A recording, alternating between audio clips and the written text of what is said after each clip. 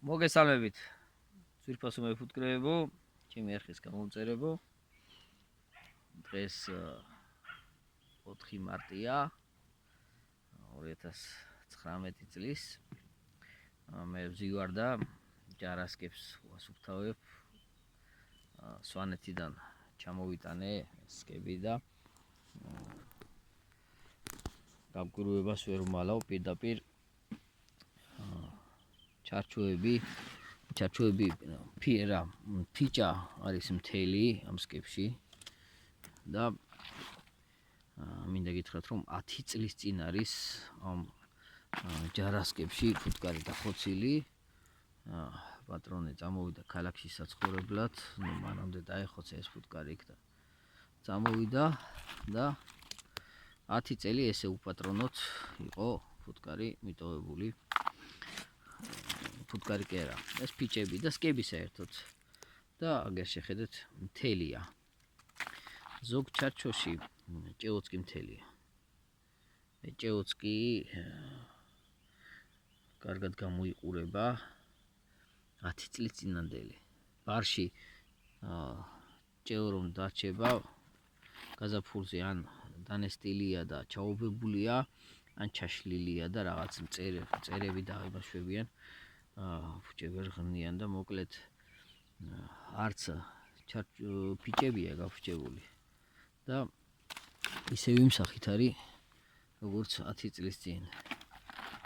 ეს ძალიან გამოუცა, ძალიან გამოგვირვა ამ ამბავმა და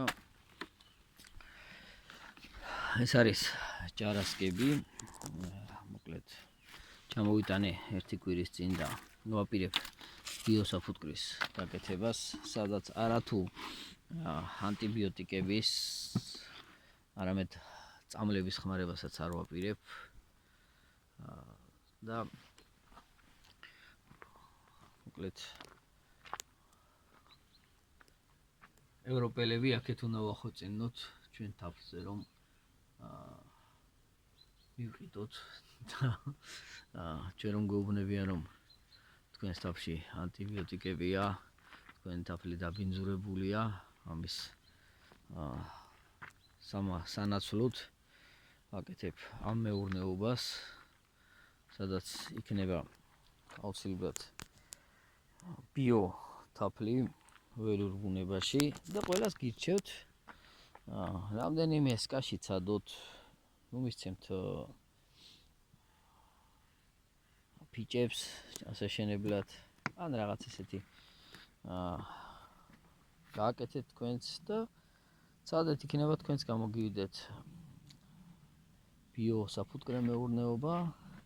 გეტყვით რომ ამ სკებში მცირეა მოსავლიანობა, ის რაოდენობა არა თაფლის არ ამოდის, რაც ჩვეულებრივ სკებშია, მაგრამ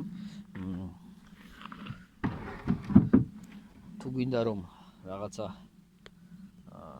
წარმატებას მივახციოთ და ვინმე გვაღიაროს რომ ბოლოს და ბოლოს საქართველოში შეიძლება რაღაცა ბიო წარმოება, აგერ სახელმწიფო ცდილობს რომ ბიო წარმოებებს ხელი შეუწყოს საქართველოში და ჩვენც აუგად მხარი გავაკეთოთ ბიოსაფუტკრეები, ვაწარმოოთ სუფთა ნატურალური თაფლი, დამიჯერეთ რომ ეს არის ერთადერთი გამოსავალი დღესდღეობით, რომ ჩვენს თაფლზე მოთხოვნა გაიზარდოს ქვეყანაში, შიგნითაც და საზღვრებს გარეთაც. აი სულ ამ თემაზე მინდოდა საუბარი.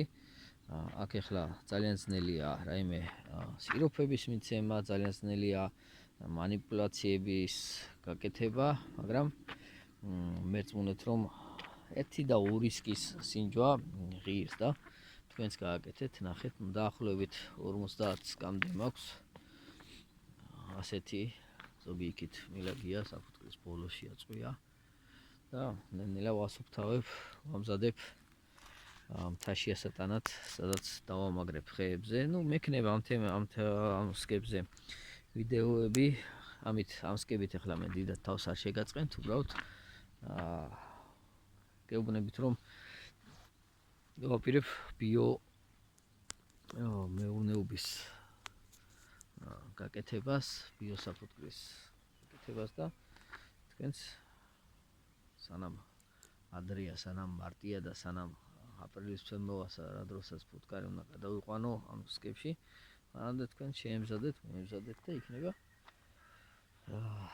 რაღაცა პოპულარული გავხადოთ საქართველოში ეს ბიოწარმოება და იქნება აქეთ გვხვეწებოდნენ ცოტა ხანში ევროპელები რომ კიდე თუ არა თქვენ თაფლი მოვკიდეთ.